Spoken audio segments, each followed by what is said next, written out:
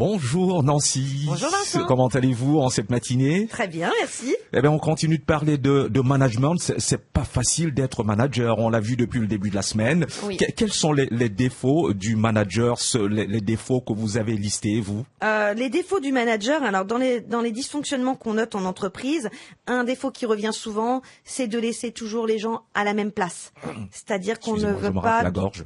Oui, c'est pas grave. C'est pas Vous grave. commencez à être enrhumé, parce que oui, c'est oui. tendance. Hein. C'est très tendance, hein, la grippe et tout. Non. Allez, on y revient. Alors, on revient. Les défauts. Donc, l'organisation interne fait qu'on a identifié, par exemple, que vous, Vincent, vous fonctionnez très bien sur votre poste, vous donnez des résultats satisfaisants, tout le monde est content de vous. Eh ben, on va pas vous nommer manager, on va pas prendre ce risque parce que ça va déstabiliser votre poste. Donc ça, c'est un défaut dans le management, c'est de ne pas auditer les forces internes de l'entreprise, d'aller en chercher d'autres parce qu'on aime bien que la petite équipe fonctionne bien. Le problème, c'est que on ne vous demande pas votre avis, on ne vient pas à l'écoute de vos attentes, peut-être que vous aimeriez progresser, et surtout, on va vous laisser vous lasser de votre poste.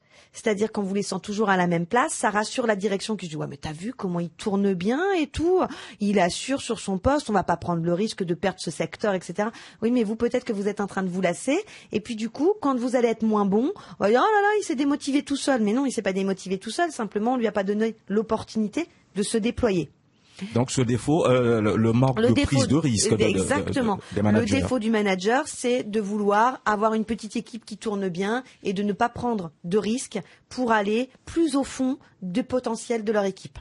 Mais alors en même temps, s'il prend ce genre de risque, qu'il y ait 1 ou 2 années de flottement, ça lui retombe dessus au manager, le pauvre. Ah bah ça dépend de la structure de l'entreprise. Oui, ça lui retombe dessus, mais il prend le même risque en laissant les gens s'enliser dans un poste, s'embourber dans des fonctions qui leur plaisent plus.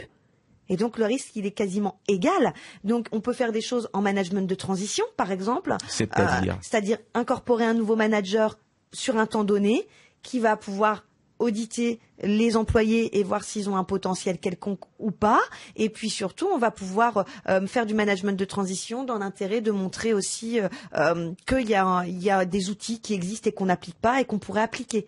Donc ce défaut, c'est de la flemme. C'est de la flemme, et vous le remarquez souvent, ça, dans les entreprises, les grosses comme les petites. Les grosses comme les petites, oui, on est bien content que les gens fonctionnent bien. Alors dans les petites, ça s'explique pourquoi, parce que c'est difficile d'être au four et au moulin.